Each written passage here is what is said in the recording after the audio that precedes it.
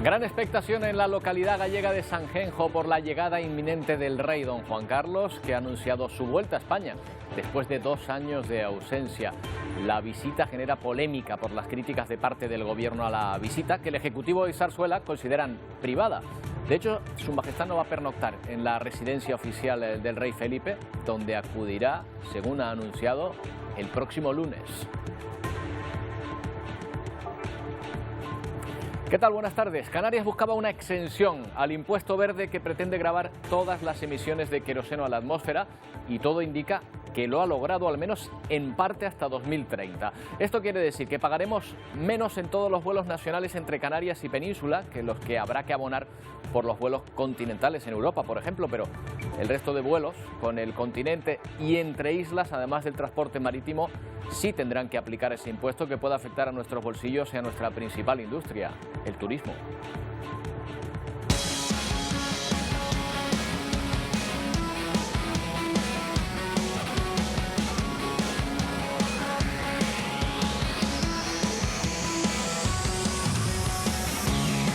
El presidente de Canarias ya ha anunciado su intención de que nuestra condición ultraperiférica sirva también para eliminar el impuesto de esos trayectos que en nuestro territorio, ya saben, son esenciales. Otros sectores económicos advierten también de que afectaría al transporte de mercancías, por ejemplo, que en los últimos meses ha visto como los fletes marítimos se han multiplicado por 8 en su precio.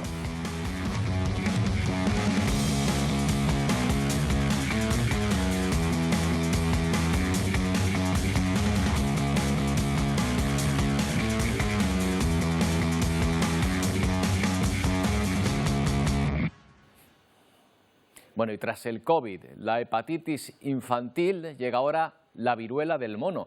Hace unos minutos hemos conocido que hay un caso sospechoso en Gran Canaria que se está estudiando y ya se han confirmado otros 7 casos en España, aunque hay sospecha de que pueda haber una veintena de contagios. Lo peor de la enfermedad, que se califica de leve, es la molestia provocada por las pústulas típicas de la enfermedad, de la dolencia, cuyos efectos no son tan graves como los provocados por otras cepas de la viruela. Aunque recibe ese nombre, al parecer, su reservorio más habitual no está en los monos, sino en los roedores, sobre todo en las ratas. Veremos cuán grave es, cómo se contagia y cómo está extendiéndose por parte del territorio, incluso aquí en Canarias.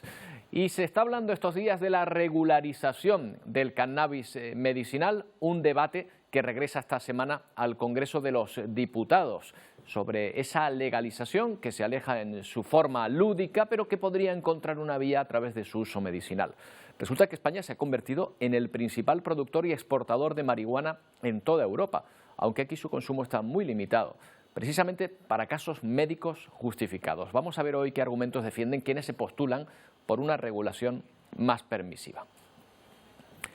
Y vamos ya con la llegada del rey Juan Carlos hoy a España, donde va a permanecer hasta el lunes. Lo anunció ayer la Casa Real en un comunicado. Primero irá a Sanjenjo, en Pontevedra, para asistir a las regatas. Allí se va a alojar en casa de un particular, de su amigo Pedro Campos, campeón mundial de vela. El lunes el rey emérito viajará a Madrid, donde se reunirá con su hijo Felipe VI y la reina Sofía, además del resto de la familia real.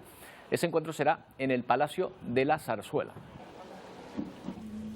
Yo creo que hay que hacer todo lo posible. Bueno, otro asunto que se actualiza en las últimas horas. La Fiscalía Anticorrupción va a investigar presuntas irregularidades cometidas por el presidente de la Federación Española de Fútbol, Luis Rubiales, y el futbolista Gerard Piqué, junto a su empresa Cosmos. Se abre investigación así tras recibir una denuncia por la gestión en el contrato de la Supercopa de España en Arabia Saudí. Ambos se enfrentan a delitos que podrían ir desde la corrupción entre particulares a la administración desleal, prevaricación o incluso cohecho.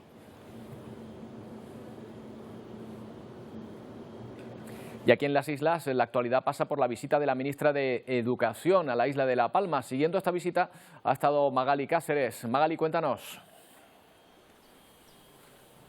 La ministra Alegría comenzó su agenda este jueves inaugurando las jornadas regionales de inspección educativa en Los Cancajos. Allí puso de relieve la importancia de implantar en todo el sistema educativo la educación emocional, basándose también en la experiencia de la comunidad educativa del Valle de Aridane y de qué forma hicieron frente a la erupción volcánica. Después ha visitado tanto el Instituto de Enseñanza Secundaria Eusebio Barreto como también este centro Princesa Acerina, donde están los alumnos que fueron desalojados de los colegios Los Campitos y Todoque, totalmente desaparecidos, y también los del colegio de Puerto de Naos, un centro al que no pueden acceder aún hoy en día debido a los gases.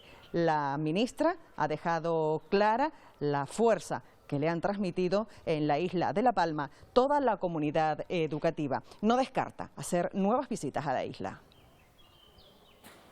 El Ejecutivo Regional, junto con otras regiones ultraperiféricas de la Unión Europea, ha advertido de que Canarias no podría soportar una nueva tasa sobre el combustible de los aviones. La Comisión Europea ha dejado exentos de este impuesto por lo pronto a estas regiones hasta 2030. En el caso de Canarias, solo en el trayecto de las islas a la península. Este impuesto grava, de hecho, el queroseno, que es el combustible que más utilizan los aviones y, ojo, también los barcos.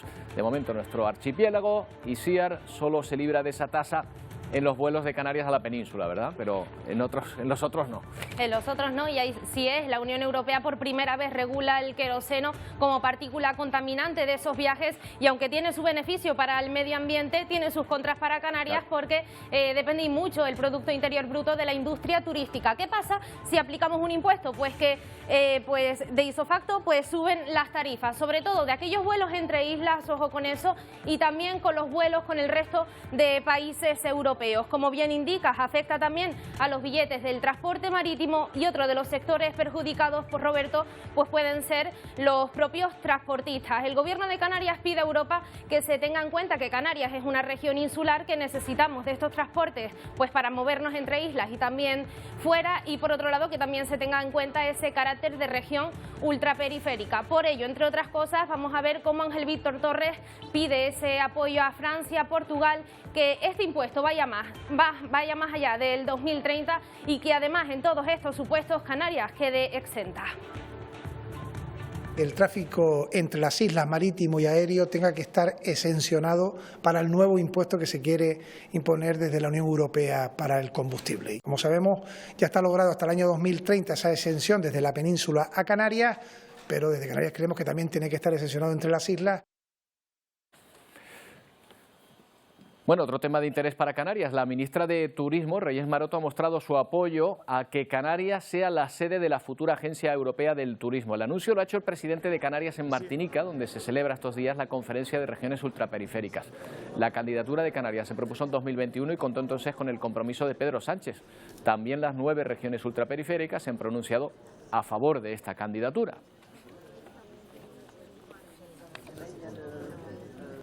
Bueno, y vamos ya con la viruela del mono, así se llama esta enfermedad, de la que ya podríamos tener un caso aquí en Canarias, concretamente en Gran Canaria. Un varón, un joven que presenta los síntomas característicos de la patología y cuyas muestras se están analizando en coordinación con el Centro Nacional de Microbiología. Estamos a la espera de más detalles de este caso sospechoso, mientras ya son 7 los que se han confirmado en Madrid. La Consejería de Sanidad madrileña además analiza otros 23 casos sospechosos. Este virus provoca estas erupciones que están viendo en la piel tan llamativas, tan desagradables, además de fiebre alta, aunque no es una enfermedad tan grave como su prima hermana, la viruela u otras cepas de este virus. La Organización Mundial de la Salud dice que se trata de un brote asociado a una variante que apareció en África Occidental y que se ha detectado en Reino Unido, Canadá, Estados Unidos, Portugal y Francia, además de España. Hace unos minutos, antes de anunciarse el caso sospechoso de Gran Canaria, el director de Salud Pública nos explicaba que se buscan casos incluso de manera retroactiva.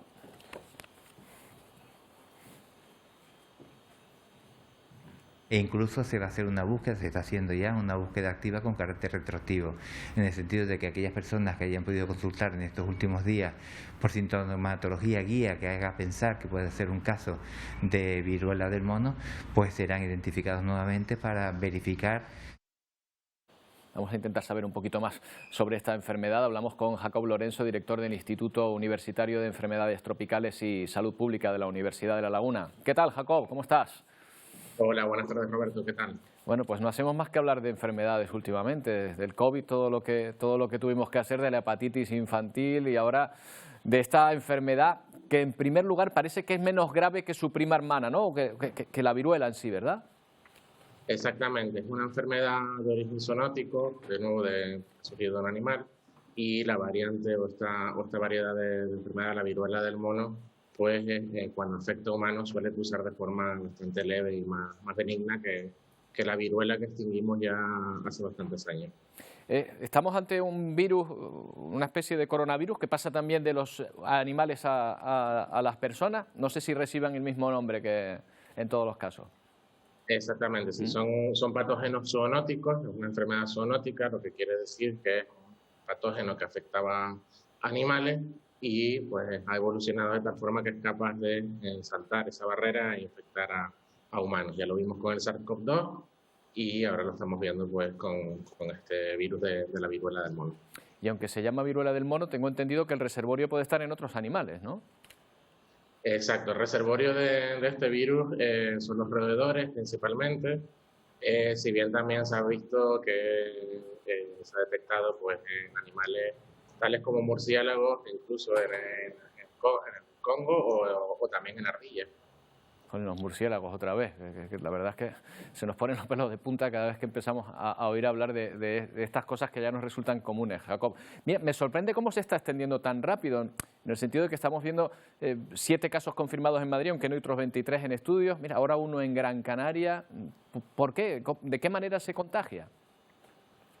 Bueno, el contacto altamente estrecho es la principal vía de contagio, además del contacto pues, con fluidos corporales, saliva, etcétera. Y luego también pues contacto con animales reservorios, es decir, animales que están infectados con este virus, un contacto estrecho de nuevo. Aquí todavía no sabemos qué ha ocurrido. Se supone que debe haber por ahí algún paciente cero que habrá llegado de África, infectado y luego pues ha tenido contacto estrecho con todos estos casos que han empezado a ocurrir y a su vez estos casos infectados pues con otros que se han expandido pues, en varios países como estamos viendo.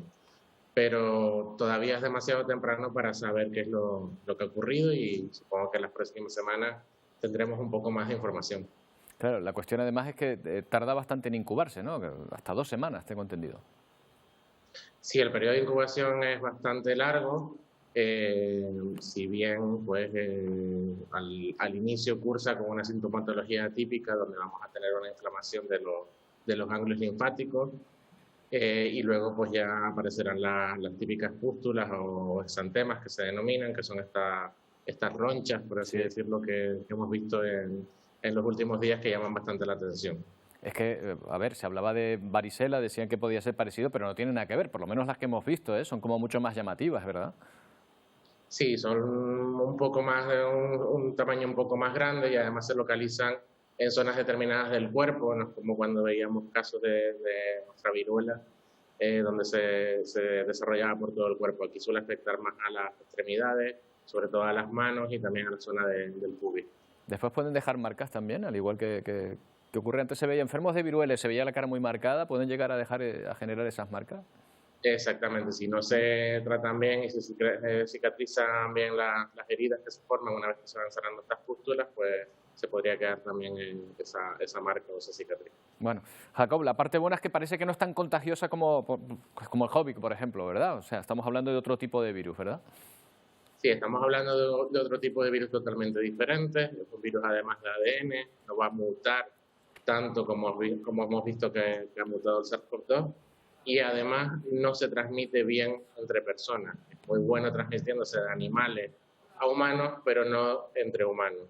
Bueno. Y la mayoría de los casos, por suerte ya lo han dicho también otros compañeros en los medios, es que la mayoría de las infecciones son benignas, es decir, vamos a cursar con este tipo de síntomas, pero al final pues, el paciente sana. Hay muy pocos casos, un porcentaje muy bajo de letalidad y normalmente se ve pues, en países africanos donde las condiciones sanitarias pues son muchísimo peores que las nuestras y se afecta pues normalmente a niños menores de 5 años.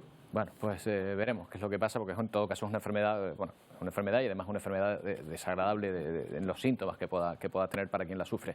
Jacob, muchas gracias un día más por atendernos. Buenas tardes. Un placer, buenas tardes. Bueno, vamos a cambiar de tema porque el 23 de junio puede ser una fecha clave. Ese día se reúne la Comisión de Sanidad del Congreso, se va a votar el uso del cannabis con fines medicinales. España se sumaría así a una larga lista de países en los que el consumo ya está permitido. Miren, lo podemos ver en este gráfico. Son casi 40 los países que a día de hoy permiten el uso, en algunos casos solo con fines medicinales, en otros medicinales y también recreativos. Estos últimos los vemos en color mostaza, son digamos los más permisivos. En blanco podemos ver a los países en los que su consumo está restringido a casos muy concretos. Es el caso, por ejemplo, de nuestro país, de nuestros vecinos de Francia y de algunos otros países europeos. En nuestro país, precisamente, el consumo y la posesión y la compraventa de drogas está prohibido y castigado por la ley. La regulación, explica el portavoz socialista en la Asamblea, es inexorable. O sea que parece que se va a regular esta materia. Cerca de 40 países en el mundo han hecho legal el cannabis. Uruguay fue la primera nación en tomar partido en este eterno debate. En 2013 dio luz verde a la producción, distribución y consumo de la marihuana. En octubre de 2018, Canadá se convirtió en el segundo país del mundo en legalizar el cannabis recreativo. La medida fue una promesa de campaña del Partido Liberal del primer ministro Justin Trudeau. También en 2018, Georgia y Sudáfrica permitieron su consumo. Antes lo hicieron Chile a finales de 2015, Colombia, Argentina, Perú y México. El país aprobó su uso medicinal en 2017, aunque hasta enero de 2021 no se publicó el reglamento que regula su uso, venta y distribución. En Estados Unidos, 18 de 50 estados más la capital Washington han legalizado el uso recreativo de la marihuana, mientras que 37 tienen normativa sobre el cannabis medicinal. Pero dado que la droga sigue siendo una sustancia controlada a nivel nacional, todos los involucrados están todavía técnicamente violando la ley del país. En España, la producción para consumo personal está autorizada, pero no la comercialización y el consumo público. La mayoría del Congreso apoya regular su uso medicinal esta legislatura. Curioso el dato, pese a estar prohibido su consumo, España es el principal productor y exportador de marihuana en Europa. Vamos a hablar con Antonio Inurria, CEO de Consulting Cannabis Canarias, que precisamente es una empresa consultora en este aspecto. Antonio, ¿qué tal? Buenas tardes. Muy buenas tardes, estimado. Un gusto. Oye, llama la atención que España sea el principal productor. ¿Qué nos ha llevado a eso? ¿Por qué? Bueno, esta pregunta parte de una confusión. Principalmente hay que diferenciar entre cannabis medicinal y farmacéutico con lo que se conoce como marihuana convencional. Esta es destinada a uso lúdico. Nosotros en nuestro país tenemos una capacidad productiva de más de 100.000 hectáreas. Es cierto que muchas veces son empleadas para el cultivo de marihuana no regulada. Nosotros huimos completamente de eso. Nuestra profesionalización y nuestra visión es enfocada exclusivamente al cannabis medicinal y farmacéutico. Como he dicho, la capacidad productiva de nuestro país es de más de 100.000 hectáreas que en suma pueden generar más de 50.000 puestos de trabajo. Ustedes, por lo tanto, apuestan por el cultivo del cáñamo, por así decirlo, no de la marihuana, ¿no? O sea, diferencian una cosa de otra. Bien, para hablar de una cosa o de otra, la marihuana o cannabis lúdico es aquel que manifiesta el THC, ¿vale? Y el cáñamo o cannabis medicinal es el que tiene CBD, ¿vale? Es el componente medicinal, este último. Nosotros, por supuesto, en Canarias estamos orientados hacia la profesionalización de este sector, enormemente porque llevamos más de una década posicionando empresas de farmacéuticas en nuestras islas, también empresas de todo rango de este sector, como son empresas de semillas o empresas de genética, también de fertilizantes. Se está creando en Canarias un ecosistema empresarial en torno a este sector que dista mucho, enormemente, de la imagen lúdica que normalmente tenemos de este sector. Claro, yo entiendo por lo que me dice que ahora mismo es perfectamente posible separar, digamos, la sustancia lúdica, tetrahidrocannabinol, que me estaba comentando, ¿no? Por ejemplo, de la sustancia medicinal. O sea, se puede extraer una y otra diferenciándolas, ¿verdad? Sí, además es muy correcto eso que has trasladado y hay que aportar que en Canarias poseemos unas ventajas ya no solo climáticas, sino fiscales y personales que favorecen enormemente el cultivo del cannabis medicinal, es decir, aquel que parte de las semillas autorizadas y del cáñamo, ¿no? Para aquel que nos esté escuchando, pues son dos primas hermanas. Dos primas hermanas, digamos, está el THC, la marihuana convencional, que digamos es la prima, la oveja negra, y después está el cáñamo, está el CBD, el medicinal, que se puede cultivar en nuestro país, por supuesto, desde los años 60 el cultivo de plantas medicinales, entre ellas el cannabis está permitida, y por supuesto que se puede ejecutar el cultivo siempre y cuando se cumplan determinadas condiciones, entre ellas tener una autorización de la Agencia Española del Medicamento. Antonio, ahora mismo, bueno, la regulación que se está llevando, el debate que se está llevando a cabo en el Congreso, parece que, aunque hay muchas opciones, también incluida la de la liberalización total, parece precisamente a la que nos lleva es a la regulación del consumo medicinal. Ahora mismo, ¿cómo está la cuestión? ¿Quién puede consumir cannabis y de qué manera? Bien, el consumo en nuestro país actualmente no está penalizado, si bien es cierto que la venta y distribución sí que lo está, por eso nos vemos enormemente a muchas personas, pacientes que acuden tanto a la calle como a los clubes sociales de cannabis a adquirir el cannabis. Cosa que nosotros estamos orientados a profesionalizar y a tecnificar. ¿Por qué? Porque los pacientes tienen que estar amparados por productos de calidad y sobre todo trazables. No es lo mismo tener un producto directamente procesado de Suiza que consumir una flor en un club, ¿no? Claro. En ese sentido, nosotros creemos que los pacientes ahora mismo, gracias a la valentía del legislador y gracias a la valentía también de los medios de comunicación, como son ustedes, que en este caso nos están dando cobertura y voz a la parte profesional y medicinal de este sector, pues creo que esa valentía va a hacer que se puedan regular y amparar el consumo de cannabis medicinal y sobre todo el acceso a esos productos. Pero Antonio, como toda medicina, también me imagino que ustedes son conscientes, o por lo menos los profesionales hablan de los posibles efectos secundarios, efectos psicóticos que puede tener, también sobre el comportamiento, como provocar depresiones, etcétera. Bien, aquí hay dos cuestiones que, como volvemos al principio, parten de una confusión generalizada entre la ciudadanía. La parte medicinal del cannabis ya tiene la cobertura suficiente como para que desde las instituciones europeas ya la hayan desterrado de sustancias estupefacientes. Por lo tanto, el CBD, la parte medicinal, no tiene estos efectos secundarios.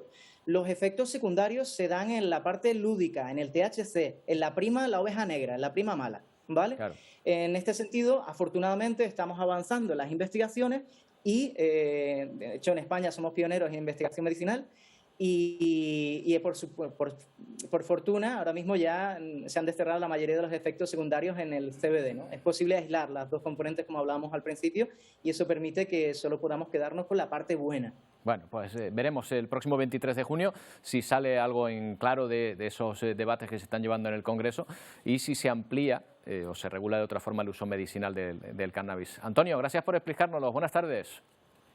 Buenas tardes.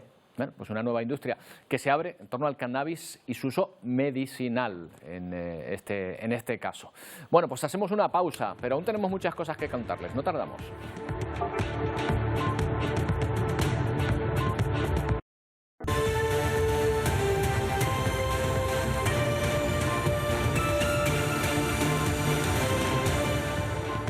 Buenas tardes de nuevo, 2 minutos para las 2 de la tarde. La actualidad sigue en torno a ese caso sospechoso de viruela del mono que se está estudiando en Gran Canaria. Una enfermedad, como hemos visto en el programa, leve, pero para la que no existe vacuna específica.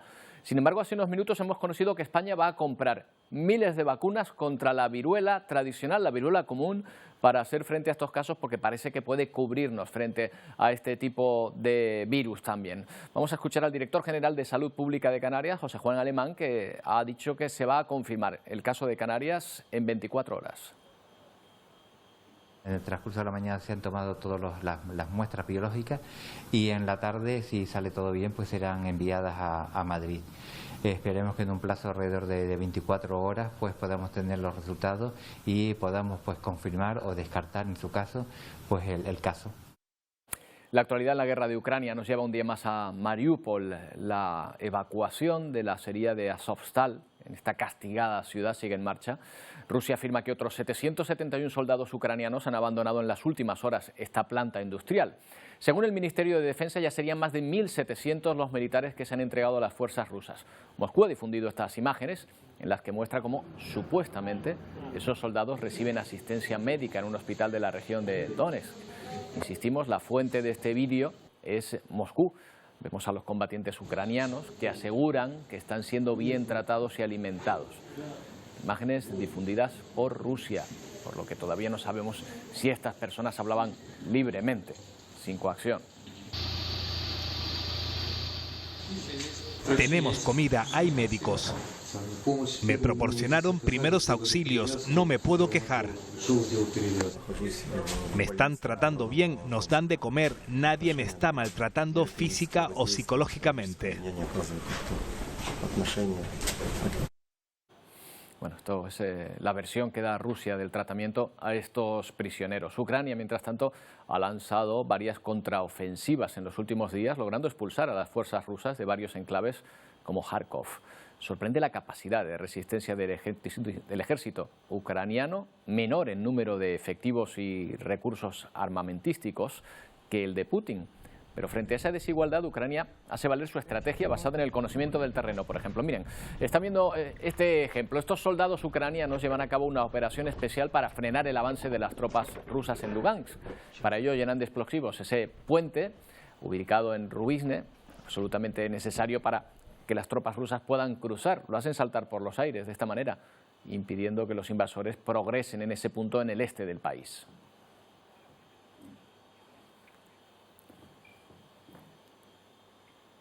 Y hoy continúa la vista al soldado ruso en Ucrania, juzgado por crímenes de guerra. Reconocía ayer, como van a escuchar, haber matado a un civil, pero también, de nuevo, esta vez la fuente es del otro bando, de Ucrania. Вам зрозуміло, в чому це обвинувачує? Así que no sabemos si cuando este sargento de solo 21 años se declaraba culpable de acabar con la vida de un hombre de 62 años que iba desarmado, era cierto o fue coaccionado para decirlo. Él reconoce que le disparó con su metralleta el pasado 28 de febrero en el noreste de Ucrania. Se enfrenta a una pena de cadena perpetua si es condenado por los cargos de los que se le acusa, violación de las leyes de la guerra y asesinato premeditado. Es el primer proceso por crímenes de guerra en este conflicto.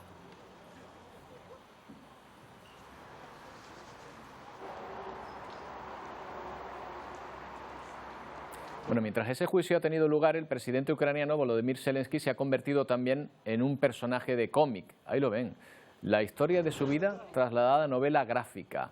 Es la portada del cómic que se titula Zelensky, Poder Político, una curiosa biografía que podrá comprarse a partir de mañana viernes. Parte de los ingresos de la venta se van a donar a Cruz Roja Internacional. Toda una campaña de marketing del régimen de Zelensky a través del argentino Pablo Martinena, que es el dibujante que también se ha ocupado de las biografías de David Beckham, Nelson Mandela o Donald Trump.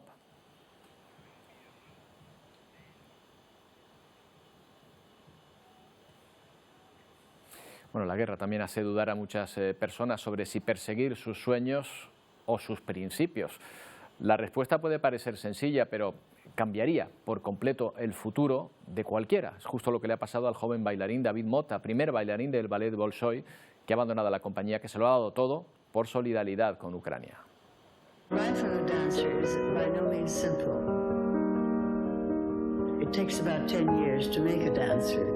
El ballet de Bolshoi es una de las escuelas de danza más antiguas y prestigiosas del mundo.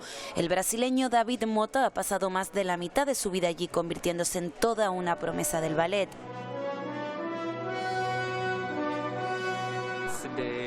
main company in the world. Is the company that every ballet dancer dreams about to be. Es la principal compañía de ballet del mundo, dice Mota. Es la compañía en la que todo bailarín sueña estar y la que ofrece muchas oportunidades para los bailarines que sueñan con una carrera. La suya iba creciendo cada día, pero eso no le importó y desde el primer día que estalló la guerra lo tuvo claro. My heart is 100% with them. Mi corazón está con los ucranianos. Por supuesto que tuve mis momentos duros para irme de Rusia, momentos tristes porque sí, es la carrera de mis sueños, es mi vida, mis amigos que dejé atrás. Es un momento muy duro, pero creo que nada comparado con lo que están pasando ellos. It's my hard moment, but I think it's nothing compared to what.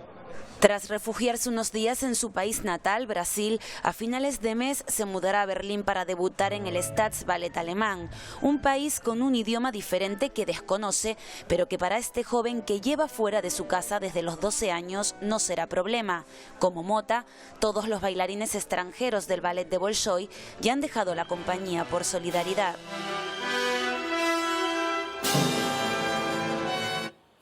Bueno, las carambolas de la geoestrategia han hecho que Cuba y Venezuela salgan beneficiadas de la guerra de Ucrania. Estados Unidos ha aliviado las sanciones sobre el régimen de Nicolás Maduro, por ejemplo, y la oposición y el gobierno venezolanos estudian reiniciar las negociaciones, entre otras cosas, para intentar que el país emerja, por ejemplo, de una inflación récord en todo el mundo.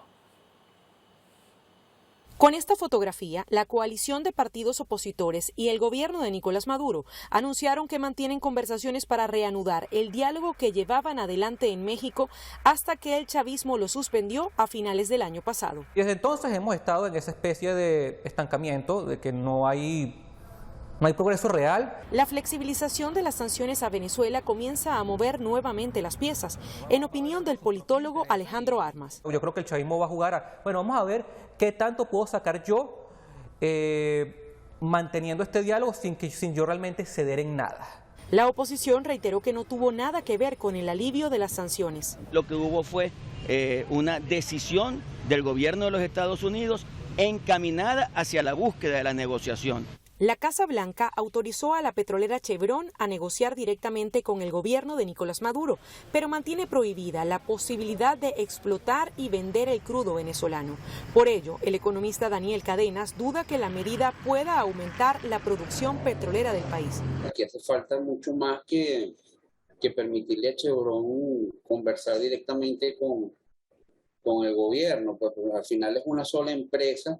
Y aquí hace falta inversiones cuantiosas. Permitirle a Chevron trabajar con el petróleo de Venezuela apenas aportaría entre 150.000 y 200.000 barriles diarios adicionales a la producción de crudo de la nación.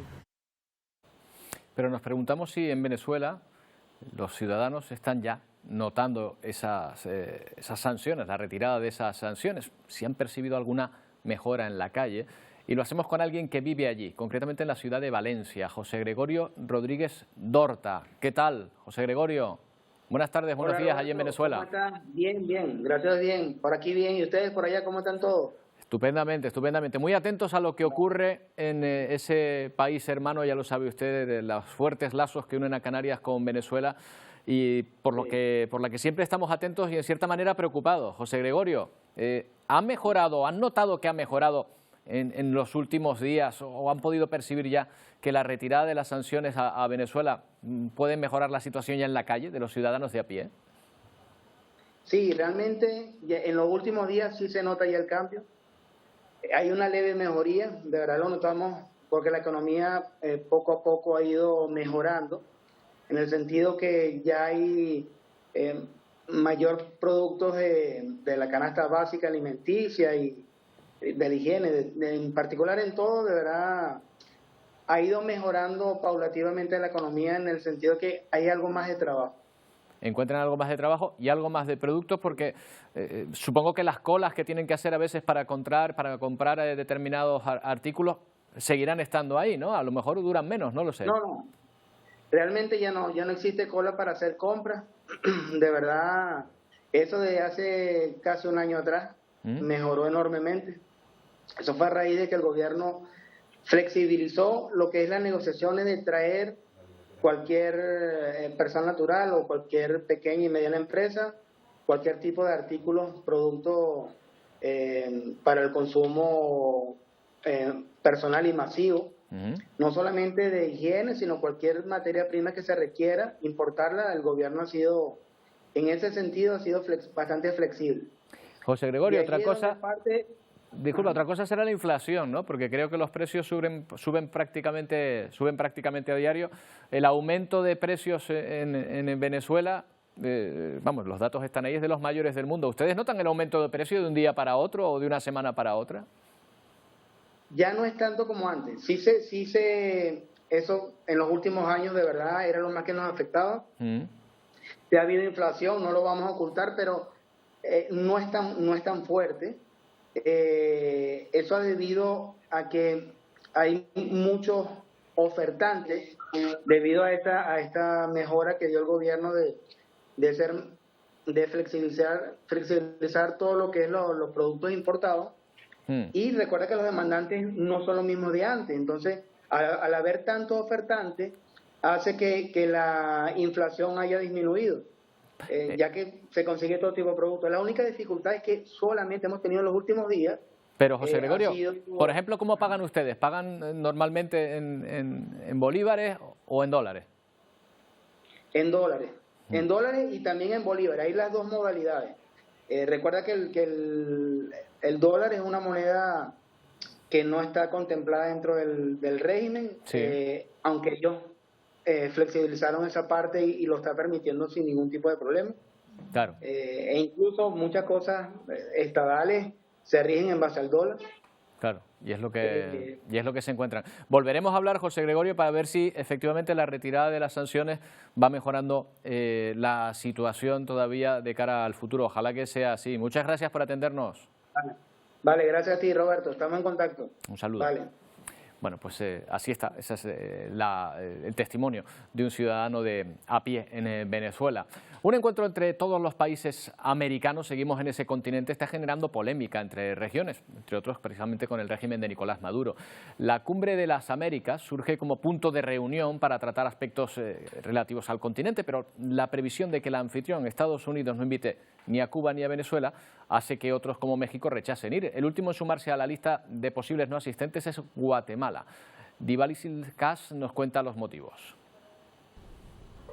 El presidente Alejandro Yamatei no asistirá a la Cumbre de las Américas como respuesta al rechazo que hizo el gobierno de Estados Unidos a la reelección de Consuelo Porras como fiscal general y jefa del Ministerio Público en Guatemala, a quien acusa de actos de corrupción. El Departamento de Estado aseguró a través de un comunicado que durante su mandato la fiscal obstruyó y socavó las investigaciones anticorrupción en Guatemala para proteger a sus aliados y ganar un favor político indebido. Por otro lado, la Casa Blanca asegura que el giro de su política hacia Cuba no obedece a la presión de varios aliados regionales que abogan por la inclusión de la isla comunista en la Cumbre de las Américas. Sin embargo, expertos como Mateo Heydar de Heritage Foundation aseguran que la administración de Biden no es sólida al enfrentarse a la presión y al ataque en temas de migración cubana, por lo que estaría dispuesta a hacer concesiones. Finalmente, Estados Unidos buscará cohesionar las fuerzas democráticas durante la cumbre y pondrá la lupa sobre la migración regional, según han adelantado funcionarios. Desde Washington, Divalicet Cash, de La Voz de América para Alianza Informativa Latinoamericana. Menudo lío, esto es como quien organiza una boda y claro, invito a este no porque con este me llevo bien, porque este me llevo mal, oye, pero si vamos a ir todos y organizas tú. María Rosman, ¿qué tal? Hola. En esta celebración es Estados Unidos el anfitrión y claro, hay algunos que quieren invitar y otros no, aunque a Venezuela, por un lado le da una de cal y otra de arena, ¿no? Retiro las sanciones pero no te invito a la Cumbre de las Américas, ¿cómo es esto? Bueno, la situación ahora mismo con Venezuela y con Cuba es que estamos viendo que de alguna manera en la administración Biden, aunque se la está jugando en Florida, que sabe perfectamente que ahí va a tener problemas porque los cubanos que viven en esa zona, cubanos y venezolanos, sobre todo, están muy opuestos a cualquier tipo de apertura. Yo creo que ya Biden dijo, voy a prescindir completamente de los votos en esta zona porque se los van a perder a cualquier demócrata que todavía quisiera votar por la administración. Y lo hace, supongo que con la idea, ellos dicen, de mejorar la situación en esos países, pero yo creo que tiene un peso importante el hecho de que la guerra en Ucrania está haciendo que busquemos por una parte otros socios para la parte petrolera y luego también evitar que lleguen tantos inmigrantes a la frontera por la parte de Cuba. Claro, ahí sería la aportación de tecnología y know-how de las empresas petroleras norteamericanas, porque hay que recordar que PDVSA, desde que se nacionalizó, ha reducido su producción en Venezuela drásticamente, ¿no? Sí, pero tienen también, Chevron, tienen diferentes operaciones tanto en el Golfo de México, que es en la parte sur de Estados Unidos, que tiene mucho que ver con las empresas petroleras venezolanas, ¿no? Y al llegar a este tipo de acuerdos, de alguna manera va a beneficiar la bajada de precios de lo que es el combustible en Estados Unidos y con ello la inflación, que es un problema gravísimo que tiene el país. Bueno, María, coinciden en Estados Unidos y España en este caso en un tema polémico que se está regulando ahora, del que se está hablando ahora, de la ley del aborto. En Estados Unidos algunas clínicas donde se practica el aborto advierten de que vivir en un estado donde no se puede interrumpir el embarazo obliga a hacerlo en otro donde sí está permitido. ¿Podría ser la realidad a la que se enfrentaran las mujeres en Estados Unidos si finalmente la opinión de los jueces de la Corte Suprema en contra del aborto se cumple?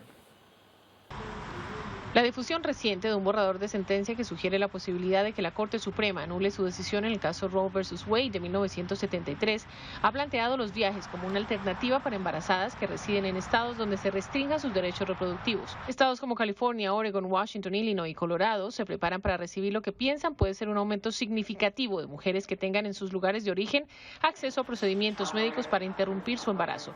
En Nevada, los especialistas han fortalecido sus recursos médicos. La mayoría de los proveedores están listos, van a ver a muchas más mujeres. El personal siempre es un problema, pero tienen más recursos aquí. También entiendo que la Federación Nacional del Aborto también está haciendo todo lo posible para proporcionar más recursos a los proveedores que están brindando este servicio. La prioridad es proteger la salud de las mujeres y evitar que pongan su vida en riesgo al acudir a tratamientos no regulados.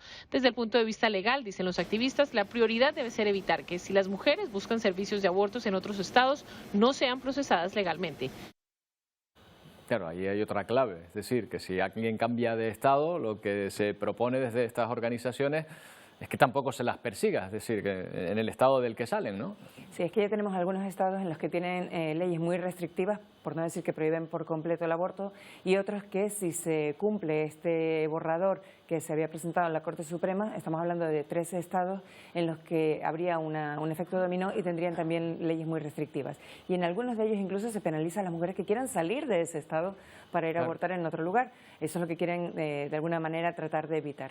Luego es curioso porque tenemos también a compañías, tenemos a Amazon, el Banco de América, otras compañías que incluso están pensando, ya Amazon creo que lo estableció de forma retroactiva al 1 de enero, que cubre los gastos hasta $4.000 para procedimientos que se tengan que hacer fuera del Estado, incluye el aborto, y otras compañías lo están viendo también para, de alguna manera, favorecer sí, para poder, el proceso en quien quiera abortar. Exacto, para que puedan viajar a otro Estado y someterse al proceso si deciden hacerlo. Bueno, se mantiene todavía la incógnita porque se ha desvelado ese borrador, pero todavía no se ha hecho pública la sentencia, la decisión, ¿no? Exactamente, pero sí hemos visto, en Texas, por ejemplo, ya se aprobó el hecho de que el aborto está prohibido incluso en casos de incesto o de violación, es decir, que si hay una tendencia, ya sea que se formalice esa decisión o no, si hay una tendencia por parte de muchos estados a prohibir el aborto.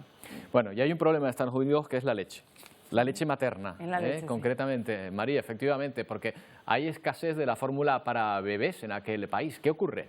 Pues que las estanterías están vacías y los padres se preguntan cómo alimentar a su bebé después del cierre de una famosa compañía láctea.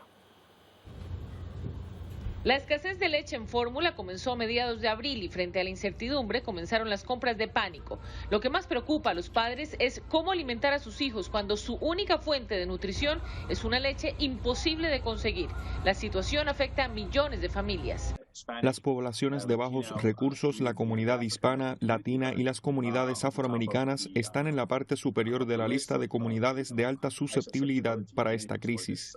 Al no poder comprar la leche al precio que los acaparadores la ofrecen en este momento, los padres se ven en la necesidad de buscar otras opciones. Sin embargo, la Academia Americana de Pediatría advierte del peligro de crear su propia fórmula en casa o de poner agua extra en cada preparación. La leche materna no es siempre una opción viable, pues según explican los expertos, expertos, ni todas las madres producen suficiente leche, ni todos los bebés reciben todos los nutrientes necesarios de la leche de su madre. Por eso, la principal recomendación es consultar al pediatra antes de darle a un bebé cualquier tipo de leche para reemplazar la fórmula habitual. Y todo este, María, no por el cierre de una fábrica, vamos a puntualizarlo, es el cierre de una planta de una fábrica. Sí, exactamente. En Estados Unidos hay 4 compañías fundamentales que son las que se dedican pues, a la producción de la leche materna de fórmula, ¿no? Una de ellas es Abbott, es un gigante farmacéutico, una de sus plantas está en Michigan, y a raíz de una serie de incidentes en la que murieron algunos bebés, decidieron cerrar la planta. Están ahora negociando llegar a un acuerdo con la Fiscalía para reabrir la planta otra vez. Dicen que no tuvo que ver una cosa con la otra, pero bueno, ahí hay un poco de polémica al respecto, si es una forma de torcerle el brazo a la Fiscalía para producir esta escasez y al mismo tiempo pues los dejen tranquilos un poco con la investigación. Claro, generar la protesta de la gente como estamos viendo en un momento dado y la preocupación a cambio de que a lo mejor, bueno, de que mires mejor el caso que tengo. Por decirlo de alguna manera viene siendo el caso, sí, exactamente. Claro, también esto junto al hecho de que debido a la guerra tenemos una escasez también por el problema de la interrupción en la cadena de suministro, lo que acaba de ocurrir con la de la planta, no tiene nada que ver con que le estén entregando leche materna a los inmigrantes, que eso es lo que el Partido Conservador está intentando ponerle la culpa ahí a Biden con respecto a esto, no tiene que ver una cosa con la otra. Lo que están diciendo los bulos es que no hay leche porque se está entregando a los inmigrantes en la frontera. Bueno, claro, eso es un bulo. Es una manera de buscar siempre criminalizar la culpa siempre a alguien. Pero es un problema serio que afecta sobre todo a las personas afroamericanas, a los latinos, a las personas con bajos recursos, porque son los que normalmente tienen trabajos más difíciles, en los que no se les permite a lo mejor tener las horas para dar lactancia, en Estados Unidos no es obligatorio, y entonces al final este tipo de cosas siempre viene afectando a la gente con menos recursos, desgraciadamente. Bueno, y la nota más anecdótica de esta semana o de esta jornada nos la trae el expresidente George Bush, que bueno, ha protagonizado una confusión en la que condena la guerra, pero en vez de nombrar esta guerra de Ucrania, resulta que nombra la guerra que lideró él, la de Irak. Escuchen.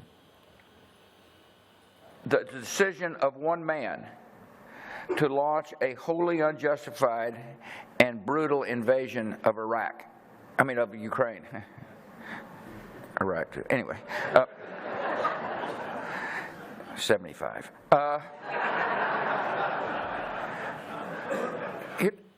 Bueno, él siempre ha sido bastante metepatas, pero también es verdad que bueno, que sale con gracia, ¿no? Por lo menos de esto la fue un metedura desliz freudiano, yo creo, realmente, sí. ¿no? Porque creo que... Hay un punto freudiano ahí. Exactamente, ¿no? Y al final dice, bueno, es por mi edad, tengo 75 años, que metí la pata, pero en fin, sabemos que de casa le viene al galgo. Recordemos que su padre también, cuando era vicepresidente de Ronald Reagan, en un momento determinado también un discurso en el que tenía que hablar de bueno, todos los éxitos que había logrado Ronald Reagan en agricultura, dijo que uno de sus viajes habían tenido mucho éxito y habían tenido mucho sexo, cuando lo que quiso decir en realidad fue que habían tenido muchos retos.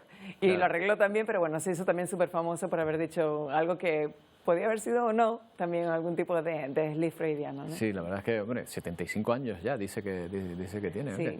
Sí, bueno, y como tú decías antes, ¿no? No es la primera vez que mete la pata, no. Y en este caso en particular, lo que nos lo tomamos a broma, él dijo que bueno, se lo tomó a broma, hizo a la gente reír, salió un poco con gracia el asunto, pero es verdad que hay mucha gente a la que no le ha hecho ninguna gracia. Estamos hablando de más de 200.000 personas perdieron la vida por esta guerra que todavía está Claro, ahora le vemos la anécdota, pero efectivamente la referencia freudiana tiene que ver con una guerra que costó la vida a muchísimos miles de personas.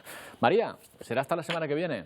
Muchas gracias. Yo te dejo porque me voy con Antonio Cárdenes, que ya lo tenemos por aquí ya, dispuesto a contarnos la previsión de esta jornada, porque las temperaturas, Antonio, siguen subiendo en la península y todavía no ha llegado lo peor, ¿eh? Sí, estamos en el mes de mayo, estamos a las puertas de un fin de semana que va a ser muy caluroso en la península ibérica. Mira, ayer a esta hora, Roberto, te dije que la máxima en España en ese momento había sido de 35,8 grados. Bueno, pues hoy, a esta hora, la misma que ayer, 24 horas después, la máxima en España supera los 37 grados. Es casi 1,5 grados más que ayer a esta hora. La máxima de ayer en todo el día superó los 38 grados en Albacete, esto es Barcelona, en Albacete, más o menos a media tarde, a las 4:30 de la tarde. Me diste un susto porque de repente vi ese mar en Albacete. Sí, es que señalé, ¿no? Ya tenemos imagen del día. Estamos viendo imágenes de calor, pero estaba hablando justo de Albacete. Bueno, pues si ayer la máxima a las 4:30 de la tarde en Albacete fue 38 grados, lo más normal es que hoy, a esa misma hora, que es la hora a la que suele darse las temperaturas máximas, después del mediodía, nos acerquemos incluso a los 40. Y como te decía, lo máximo se espera para mañana y para pasado. Vamos a ver una previsión de temperaturas máximas, fíjate en este mapa lleno de colores rojos, incluso violetas. Esto es lo que se espera para el sábado. Fíjate en lo que se convierte el mapa de la España peninsular, también Ceuta y Melilla y las Islas Baleares. Prácticamente calor por todos lados. Hay puntos de la península que este sábado, Roberto, van a tener temperaturas que son 10 o 15 grados por encima de lo que se espera para esta época del año. Y este mes, como recordarás, ya hubo a principios de mayo un episodio también de calor en la península, con puntos de Extremadura y de Andalucía por encima de 30 grados, ampliamente, bueno, va camino de convertirse en uno de los meses de mayo más calurosos de los que se tiene registro. Lo veremos cuando termine. Y de este calor intenso en la península que se espera para viernes, sábado y domingo, nos vamos a ir a la nieve en Argentina. Claro, porque allí es otoño, está a punto de llegar el invierno, ¿no? Hemisferio sur, tú lo sabes bien, hemisferio sur, otoño, a punto de llegar el invierno, igual que aquí estamos camino del verano y está en camino del invierno. Y esta es la nieve que cayó en puntos de Argentina durante el día de ayer. O sea, se puede decir que aquí en Europa se está adelantando en verano y allí se está adelantando en invierno. Sí, porque vamos a irnos enseguida a Brasil, donde se ha registrado la primera nevada del mes de mayo desde 1990, en el sur de Brasil, en esta zona que vamos a ver enseguida. Mira este niño cómo lo disfruta. Bueno, tiene una cara un poco de circunstancias. Nunca había nevado, desde el año 1990, nunca había nevado de esta forma en el sur de Brasil. Me vas a llamar ignorante, pero nunca pensé que en Brasil nevase. Ya, pues mira, en 1990... Hay zonas que sí, claro, un país inmenso, ¿no? Sí, claro, es un país con muchos cambios de temperatura. Bueno, pero en el sur es complicado que nieve y se asocia también a ese ciclón que vimos ayer aquí en Atlántico Noticias, que dejó vientos intensos y destrozos en diferentes lugares, tanto en Brasil como en Uruguay. Ahora vamos a ver imágenes de esos destrozos generados ayer por esa tormenta extratropical, que fíjate cómo incluso llegó a tumbar este camión con vientos superiores a los 150 kilómetros por hora. Ayer hablamos de tormenta extratropical, dijimos que, fíjate cómo se tumba a través del camión. Esto ya es Uruguay, ¿no? Esto es Uruguay, sí, ya aquí hay imágenes de destrozos en Uruguay y en Brasil, porque fueron los dos países más afectados. Fíjate cómo subió incluso el nivel del mar por ese oleaje del que también hablamos ayer aquí, y muchos incidentes. En Uruguay se calcula que unas 200 llamadas a los servicios de emergencia durante pocas horas por este viento y por estas consecuencias de este ciclón extratropical convertido incluso en huracán, porque esos vientos de 150 kilómetros por hora tienen que ser debidos a que incluso aumentó su intensidad. Bueno, vámonos del planeta Tierra, vámonos a Marte. Oye, un día después de que la Cámara de Representantes en Estados Unidos esté hablando de objetos volantes no identificados, resulta que nos encontramos una estructura en Marte que nadie sabe cómo, bueno, ahora sí, pero de entrada nadie sabía cómo se había formado. Confirmado, ¿no? Vida extraterrestre, Roberto, lo tenemos que decir ya aquí en Atlántico Noticias. No, vamos a ver una puerta, como aquí tenemos en Canarias tenemos muchas cuevas y vemos esto en las montañas, aquí en Canarias. Bueno, pues allí también parece que la nave esta Curiosity, que lleva 10 años, por cierto, rondando por Marte, encontró esa estructura en una montaña y la gente empezó a especular, esto es una puerta, nos lleva a otra dimensión, un pasadizo entre civilizaciones. Bueno, no, esto es una estructura creada por la propia geología en una montaña, en un cráter de Marte, y lo que ahí parece una puerta por las dimensiones tiene aproximadamente entre 30 centímetros de ancho y 45 de alto, que también los marcianos pueden ser pequeñitos y pueden caber por ahí, pero la explicación es que se debe a la propia geología y a la erosión, como también ocurre en la Tierra durante miles y miles de años. Tiene un nombre curiosísimo este tipo de fenómenos, ¿verdad? Sí, pareidolia. Pareidolia, exacto. Pareidolia. Se me fue de la cabeza. Pareidolia, porque ahí lo que nosotros vemos como una puerta puede ser también la misma explicación que en esta taza de café vemos ahí una cara. Es una señal, o que esta señal de tráfico, que creemos que es.